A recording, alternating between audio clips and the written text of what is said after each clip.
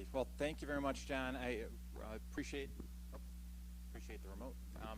Appreciate the support along the lines here. First of all, I also want to point out that John's company, Salt, is the one who sponsored the breakfast out there. So if your tummy's feeling good right now, please make sure you thank them. And I want to thank Dr. Blanchard and Dr. Savage, as well as Tom Valenti from Forthright Health, who sit in the audience, for being good partners in promoting the direct primary care model.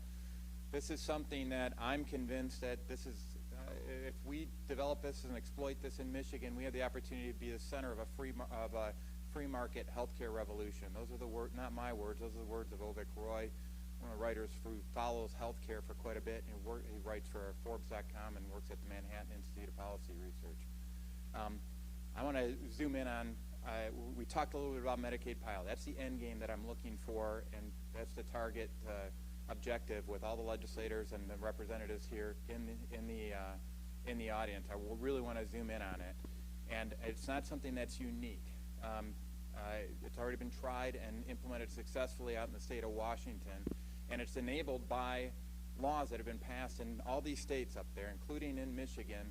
PA 522 2014, thanks for the support of a lot of the folks in this audience here, helped us pass legislation that enabled risk takers like Dr. Blanchard and Dr. Savage to go off and be certain that their model wasn't going to be overcome with regulation. So very simple legislation simply said, thou shalt not treat this direct primary care services as an insurance product. Very simple bill, not like this. And what it does is takes out one of the risk factors for the doctors to go off and practice.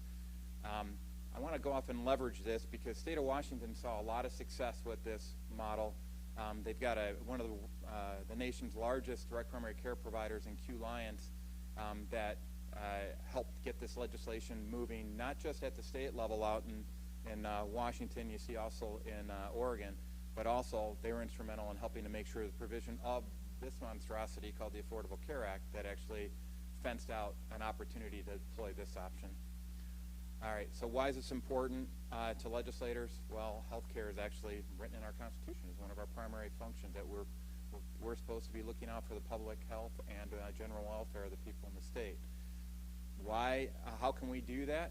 Well, one of the best ways to expand access to lower cost, higher quality care, and I think you saw with the presentations from both Dr. Savage and Dr. Blanchard, this is an opportunity to do just that. What does it mean to us in the state of Michigan? Well, we got 10 million citizens. We spend over $31 billion a year annually on health care. If we're talking about public employees, now these are the market for health care services here in the state. If we talk public employees, we got 51,000 public employees. There's $664 million annual health care expenditures just at the state level. If you go down to the local level, that's $775 million. Now, let's look at one of our biggest areas that we have control over here in the government. That's the Medicaid population. Almost 25% of our citizens here are on Medicaid or eligible for Medicaid or enrolled in Medicaid. We spend $17 billion annually on health care expenditures for Medicaid in our budget. That is by far the single largest line item that we have in our budget. So wouldn't it behoove us to actually go off and find ways to deliver that more effectively? And I can show you studies that talk about how Medicaid, because of some of the same factors that Dr. Savage was talking about that lead to rationing of care for key items, actually delivers worse quality service than you would get from no insurance at all. There's been studies that actually promote that. And my goal is to make sure that we can expand access to care for everybody and improve that quality of care as well. So this isn't just about the numbers. This is about making sure people get the care that they need. All right, so improve the quality of care, expand access, and reduce the cost of care. All right, so I'm proposing to put forward in this upcoming budget a proposal to put forward some boilerplate to encourage a Medicaid pilot in the state of Michigan. Pilot, with the scope of this, would be initially around 1,000 enrollees, and we talked to Senate Fiscal, and Steve, thank you for coming out here. Steve Angelotti's in the back here from Senate Fiscal.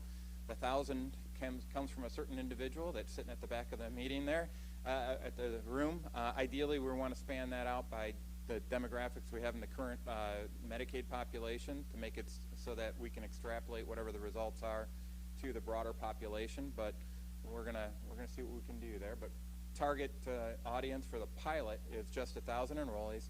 The coverage is that you would have a primary care service line item. Now, you can't bill directly to Medicaid right now for primary care services. That's one of the hiccups with the federal government. Now, you remember I said state of Washington's been doing this already. One of the ways that they did it is that they used a managed care plan as a wrapper, and then they subcontracted out to the direct primary care folks. That's not optimal. That still has a layer of overhead, but it allows for a chargeback and reimbursement for physicians in this mode of care, and it's just a pass-through from the managed care provider. So the costs are targeting around $70 a month for a direct primary care stipend. And the individual claims, this is the stuff that gets into the catastrophic stuff. This is what insurance used to be. It was about risk management. If you have 0 extra claims on it, it means that you're doing your job with preventive care and everybody's healthy and you don't need to go to the hospital or anything else for extra care items. You're doing fine. If it's 100% of the current claims, it means that there's really no difference at all between what we deployed here in direct primary care. It's not really 100% because some of those claims are primary care and we're taking that off. But for the sake of argument, we're going to say it's 100% of the claims. That's the spectrum we're dealing with. So if direct primary care is really improving the health, i.e. focus on better health outcomes, you know, we go down closer to 0% than 100%. If it's something where it's just same stuff, different day, we're going to be up near the 100% level here. Studies have shown that you get around a 50% reduction in the claims that you see under a direct primary care model. So the reason this is a pilot and not a full-blown proposal to say let's get all 2.4 million onto this is because we want to go off and find out where are we tuning that dial in regards to the percentage of claim. Is direct primary care improving the delivery of health care or is it not? And we're going to go off and with this study have the numbers in Michigan with our demographics to go off and prove that it is effective. All the infrastructure we need to help make this work is already in place.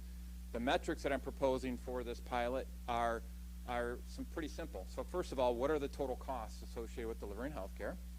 What's our claims rate? So where are we on that dial between 0 and 100% of the claims that we currently have? And then I want to make sure that that total cost is a function of the direct primary care stipend plus the claims plus the overhead.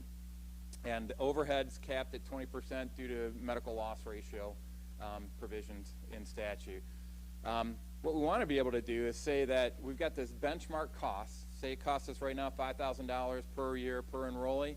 We want to sit there and say, well, how much do these total costs compare to that benchmark cost?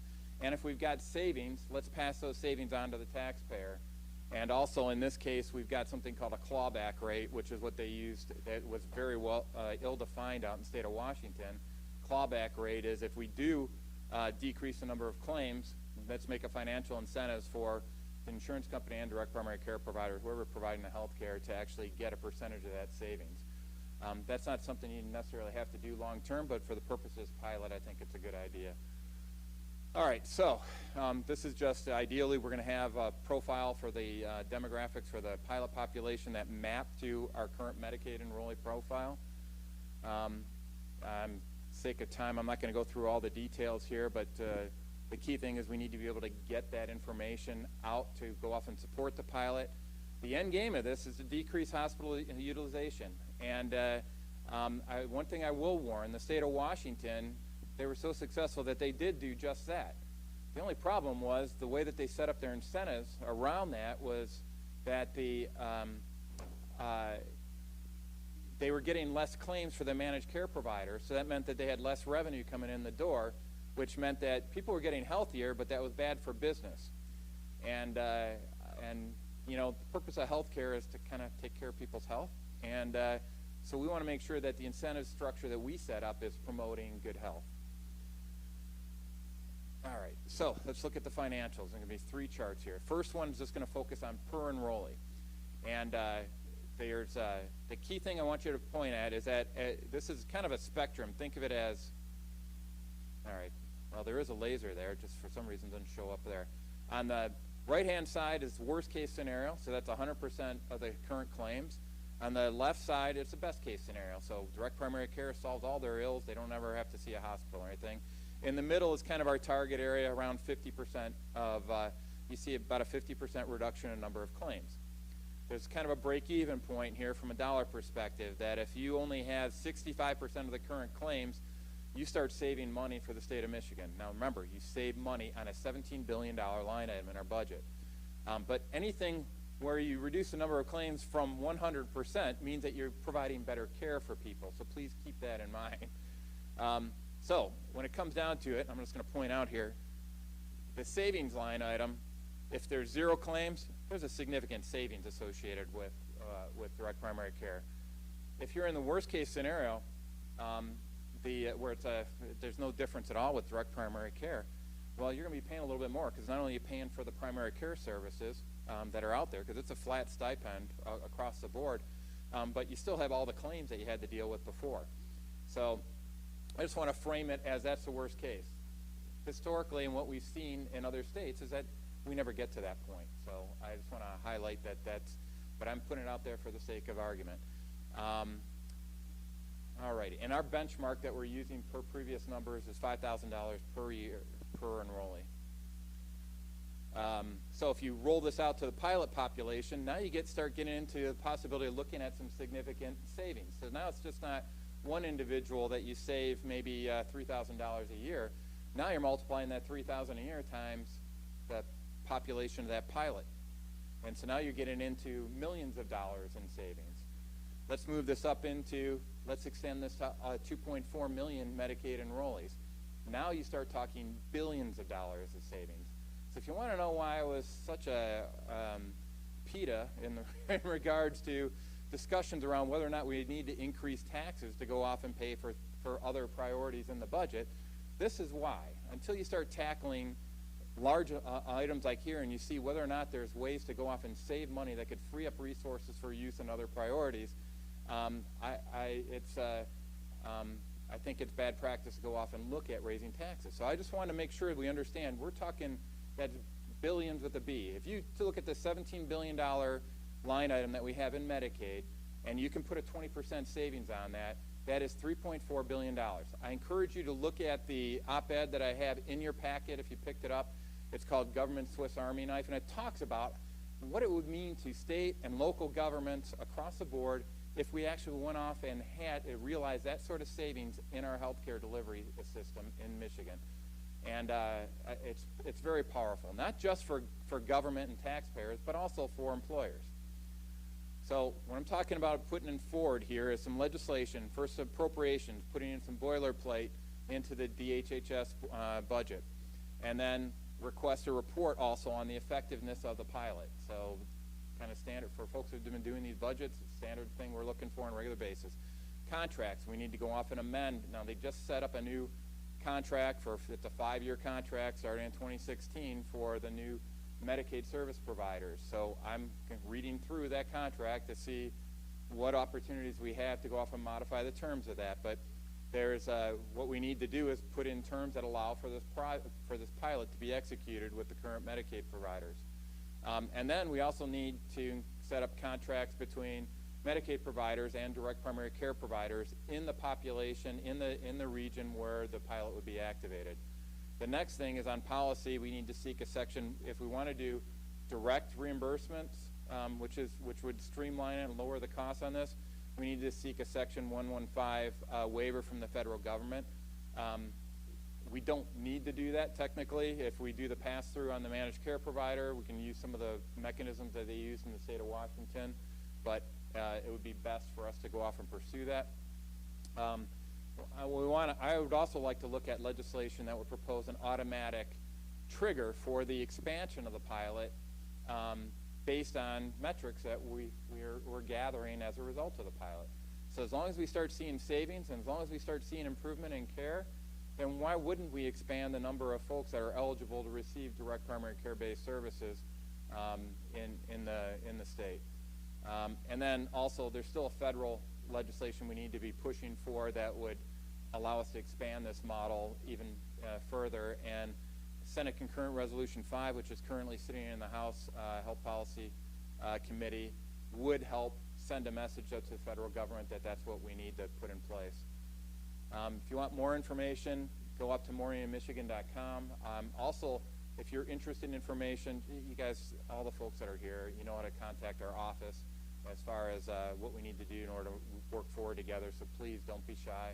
If this is something that has piqued your interest and you say this is something we need to do for the citizens of Michigan, I would encourage you to work together with us on this. I appreciate the support of Representative Tice and other legislators that are looking to move forward on this. And it really is going to take a team effort in order to get this across the finish line. I know the governor likes to talk about relentless positive action, but it's definitely something that I'm passionate about here, and I'm trying to pursue this in as positive a manner as possible. But I need your help in order to put this into law and help our citizens. So